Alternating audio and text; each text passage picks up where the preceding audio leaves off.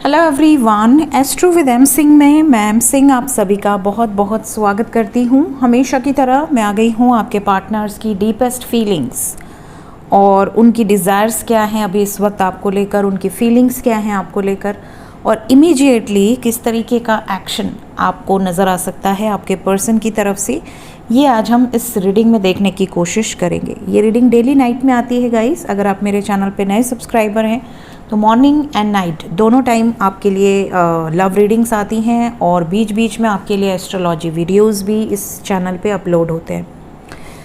तो शुरू करते हैं आज की रीडिंग। हर हर महादेव, जय हो शिव शक्ति, जय हो राधे कृष्णा, जय हो मेरे भाई। अपने पर्सन को याद कर लीजिए ताकि ज़्यादा से ज़्यादा एनर्जीज़ आपको रेजोनेट कर सकें, आपसे आप तक पहुंच सकें।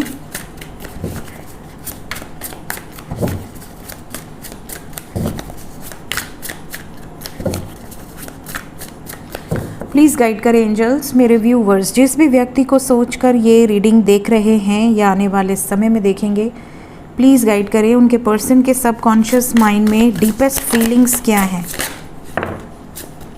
डीपेस्ट फीलिंग्स, ये मुझसे गिरा है। We have queen of cups. Deepest feelings,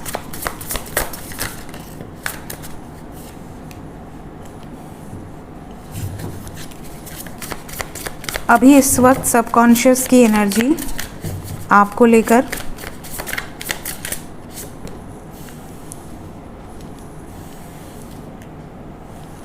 okay.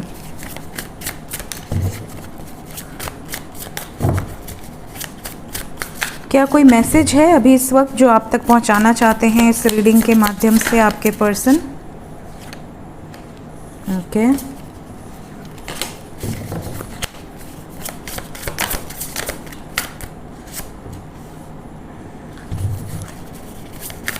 Messages, और कोई message? Bottom of the deck से है टू ऑफ कप्स। ओके, तो डीपेस्ट फीलिंग एंड मैसेजेस हमने लिए हैं। Overall energy we have two of pentacles. तो ओवरऑल एनर्जी से ये ज़रूर नज़र आ रहा है कि आपके पर्सन की जो सबकॉन्शियस माइंड की एनर्जी है वो स्थिर नहीं है। मतलब अब जैसे आपका माइंडसेट है, आपको पता है कि आप अपने पार्टनर से प्यार करते हैं और आपको ये भी पता है कि आपको किसी और के साथ नहीं रहना। मुझे अपनी लाइफ अगर जीनी है, मुझे अगर किसी से शादी करनी है, विवाह करना है, या अगर मेरे हाथ में है, मेरे बस में है कि मैं किसी को सिलेक्ट करूं, तो आप अपने पार्टनर को ही सिलेक्ट करेंगे। ये अभी इस सिचुएशन में नहीं है। आप में से बहुत सारे व्यूअर्स ऐसे हैं जिनके पर्सन स्टिल कन्फ्यूज्ड हैं कि इन्हें आपके साथ आगे बढ़ना है और बीच में कोई प्रॉब्लम आ रही है तो ये प्रॉब्लम की तरफ जाएं कि जो अदर सिचुएशन है या आपको सिलेक्ट करें। मतलब इनका ये माइंड क्लियर नहीं है कि मुझे सिर्फ और सिर्फ अपने पर्सन की तरफ जाना है, बाकी सिचुएशन को साइड कर देना है। ये अभी काफ़ी लोगों के पर्सन की एनर्जी में क्लैरिटी नहीं है, तो क्लैरिटी ऑफ माइंड की कमी है। तो आपके साथ अगर ऐसा हो कि आपके पर्सन आएँ, आपसे बातचीत करें, लेकिन कमिटमेंट के नाम पे ब्लॉक कर दें, या ऑन एंड ऑफ रिलेशनशिप रहे, या आपको ऐसा लगे कि अक्सर आप ही ज़्यादा एफ़र्ट्स लगा रहे हो, उनकी तरफ से उतना एफ़र्ट नहीं है, आप बहुत ज़्यादा मिस करते हो, बट उनकी तरफ से ऐसा है ही नहीं कुछ कि आपको ऐसा लगे कि यार उन्हें भी मेरी ज़रूरत है, नीड है। क्या सिर्फ वन साइडेड नीड है? ऐसा तो कोई भी रिश्ता नहीं चल सकता जहाँ पर सिर्फ वन साइडेड नीड हो, सेकंड पर्सन को नीड ही ना हो, उससे फ़र्क ही ना पड़े आपके होने या ना होने से। तो काफ़ी लोगों के साथ ये सिचुएशन है कि आपको ऐसा लगता है कि आपके पर्सन को आपकी ज़रूरत ही नहीं है। वो आपके बिना भी बहुत खुश रहते हैं या रहती हैं और अपनी रूटीन्स को फॉलो करते हैं, अपनी लाइफ को एंजॉय कर रहे हैं, बट आपको ये चीज़ें हर्ट करती हैं, लेकिन आप स्टिल मूव ऑन नहीं कर पा रहे हो। तो क्लैरिटी ऑफ माइंड अभी आपके पार्टनर की नहीं है। ऐसा नहीं कि आपसे प्यार नहीं करते, इनके दिल में आपके लिए इमोशंस हैं, फीलिंग्स हैं, लव है, सब कुछ है, लेकिन स्टिल ही और she is juggling between two situations. Deepest feelings में भी ये चीज़ें निकल कर आई हैं। डीपेस्ट फीलिंग्स में ये निकल कर आया है कि देखिए, ये व्यक्ति जानता है या जानती है कि आप इनसे बहुत प्यार करते हैं और आप चाहे मेल हो या फीमेल हो, लेकिन आप बहुत ज़्यादा इमोशनल हैं, दिल से सोचते हैं, आप दिमाग यूज़ नहीं करते प्यार में।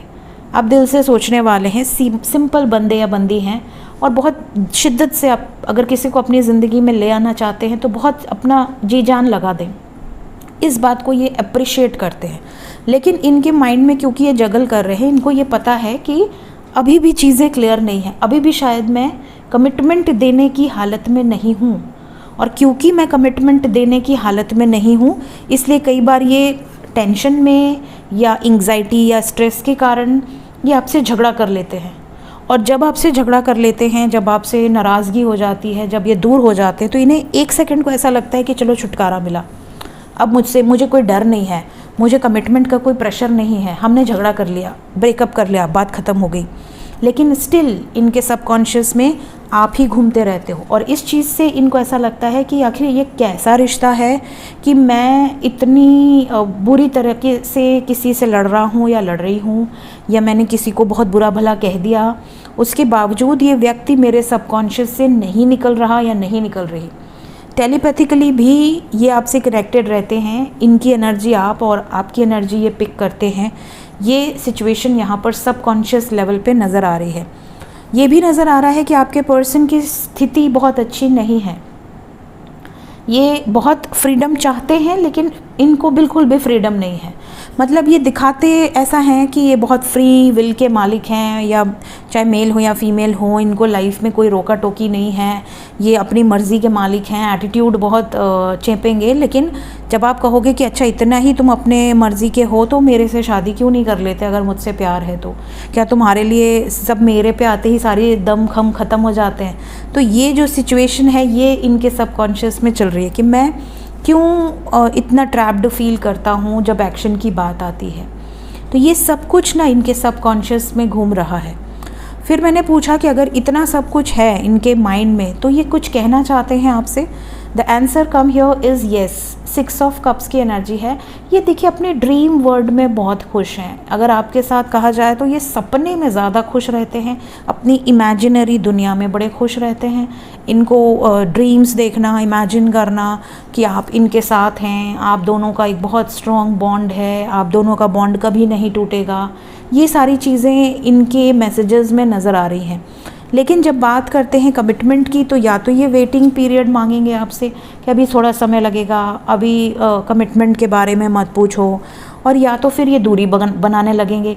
मतलब ये आएंगे बड़े इंटेंसिटी के साथ और 2-4 दिन बाद, हफ्ते भर बाद आप देखोगे तो इनकी इंटेंसिटी बिल्कुल ज़ीरो हो जाएगी और ये फिर पीछे की तरफ जाने लगेगी। फिर आपको ऐसा लगेगा अरे यार सब फिर से पुराना हो गया, सब फिर से मतलब पहले की तरह प्रॉब्लम शुरू हो गई, झगड़े शुरू हो गए, टॉक्सिक रिलेशनशिप, तो ये सारी चीज़ें। लेकिन स्टिल इनके मन में ये है कि ये आपसे प्यार करते हैं। तो मतलब इनका प्यार ऐसा है जो कि सिचुएशन के अकॉर्डिंग बदलता रहता है। जैसे आपका मैंने कहा कि आप एक माइंडसेट से हो कि हाँ मुझे यही व्यक्ति चाहिए, इसके लिए मैं दुनिया को एक तरफ कर दूं और मैं अपने व्यक्ति को चूज़ करूं। लेकिन इनकी तरफ ये दुनिया को एक तरफ करने के लिए अभी रेडी नहीं है। ये अभी दुनिया में भी घुले मिले हैं और आपके साथ भी घुला मिला रहना चाहते हैं, बट ये जगल सिचुएशन में अभी भी मौजूद है। ये इनकी डीपेस्ट फीलिंग्स और इनकी करंट सिचुएशन और इनके मैसेजेस से बिल्कुल क्लियर निकल कर आ रहा है, राइट। ये कलेक्टिव रीडिंग है गाइस। अगर आपके पर्सन बिल्कुल क्लियर माइंड से हैं तो डेफिनेटली ये एनर्जी आपसे रेजोनेट नहीं करेगी, बट अगर आपके पर्सन क्लियर माइंड से नहीं है तो ये एनर्जी आपके लिए ही है। देखते हैं इमीडिएटली किस तरीके का निर्णायक फैसला ये ले सकते हैं आपकी तरफ। इमीडिएट एक्शन किस तरीके का हो सकता है।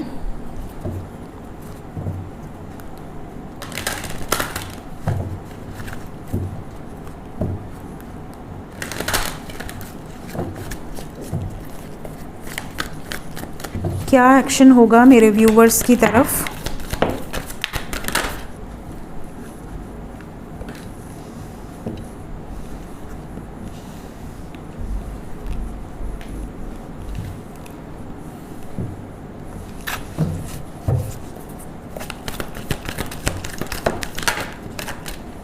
आप दोनों की लाइफ में हारमोनियस यूनियन तो होगा, बिल्कुल होगा, लेकिन इट विल टेक टाइम, समय लगेगा।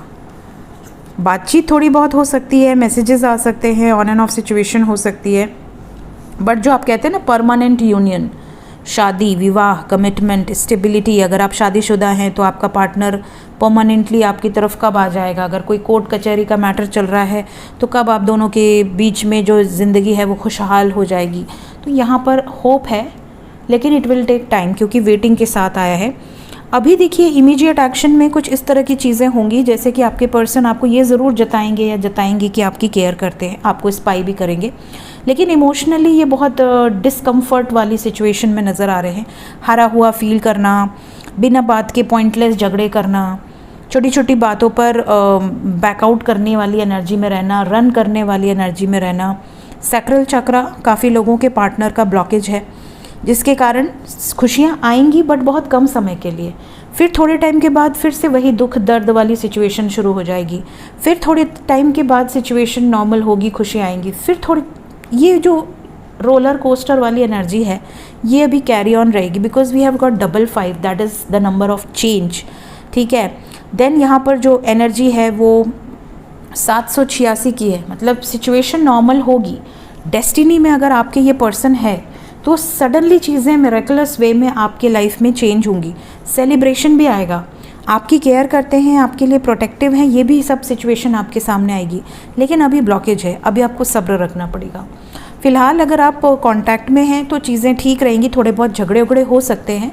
4 नंबर इम्पॉर्टेंट है दोनों के लिए, कांटेक्ट या नो कांटेक्ट। 4 दिन के अंदर, 40 घंटे के अंदर, मिनिमम 22 घंटे के अंदर ये एनर्जी आपके पर्सन की रहेगी ही रहेगी। ठीक है, इस टाइम पीरियड में अगर आपका बर्थडे है या उनका बर्थडे है तो बातचीत भी हो सकती है, सेलिब्रेशन की एनर्जी है इस टाइम पीरियड में, या तो उनके घर में किसी तरह का सेलिब्रेशन या आपके घर में किसी तरह का सेलिब्रेशन भी हो सकता है।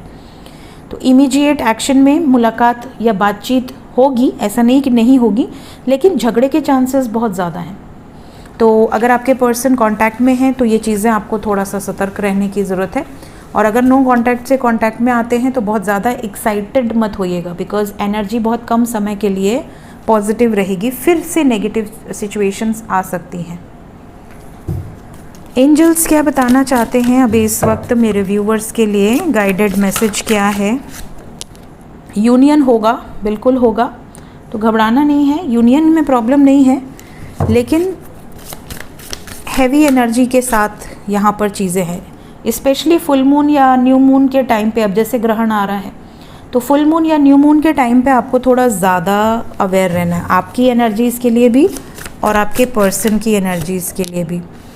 देन अभी भी अगर आपके अंदर कुछ नेगेटिव एनर्जीज़ हैं, जेलेसी है, डिज़ायर है, अगर आप कॉन्शियसनेस चार्ट में अभी भी निचले लेवल पर हैं तो अपनी एनर्जीज़ को रिलीज़ कीजिए, जो भी नेगेटिव एनर्जीज़ हैं, अपनी शैडो सेल्फ से बाहर निकलिए। जो भी नेगेटिव एनर्जीज़ आप में से कई लोगों को ये भी लग रहा होगा कि कोई पितृदोष है, मेरे लाइफ में हमेशा प्रॉब्लम आती है, रिलेशनशिप में हमेशा प्रॉब्लम आती है, फाइनेंशियल कंडीशन में भी ठीक ठाक नहीं चल रही है। यहाँ पे पितृदोष हो सकता है, नज़र दोष हो सकता है, प्रेत बाधा हो सकती है, कुछ भी हो सकता है, लेकिन यहाँ पर अपने एंसेस्टर्स को खुश करिए। एंसेस्टर्स के लिए जो कर सकते हैं कीजिए। कई लोगों को ये भी प्रॉब्लम होती है कि बच्चे नहीं हो रहे, शादी हो गई 4 साल 5 साल 10 साल हो गए बट बच्चे नहीं हो रहे। यहाँ पर भी आपके ग्रह दोष होते हैं, कई बार पितृदोष होते हैं। ठीक है, कई बार आपका पास्ट लाइफ का कर्मा भी बंधन क्रिएट करता है। तो इस तरह की एनर्जीज़ हैं यहाँ पर। यूनियन बहुत सारे लोगों के होंगे, बिल्कुल होंगे, लेकिन थोड़ा सा एक साइड ऐसी भी है जो कि ट्रिगर करेगी, तो सब कुछ बड़ा स्मूथ सा नहीं होगा, अभी भी ऑब्स्टेकल्स नज़र आ रहे हैं। सो ये थी गाइस आज की एनर्जी रीडिंग। होप आपको इस रीडिंग से कुछ ना कुछ गाइडेड मैसेजेस ज़रूर मिले होंगे। वीडियो अच्छी लगी हो लाइक ज़रूर कीजिएगा, आपके लिए हेल्पफुल होती है तो कमेंट में ज़रूर बताया कीजिए। Thank you so much, take care, bye bye.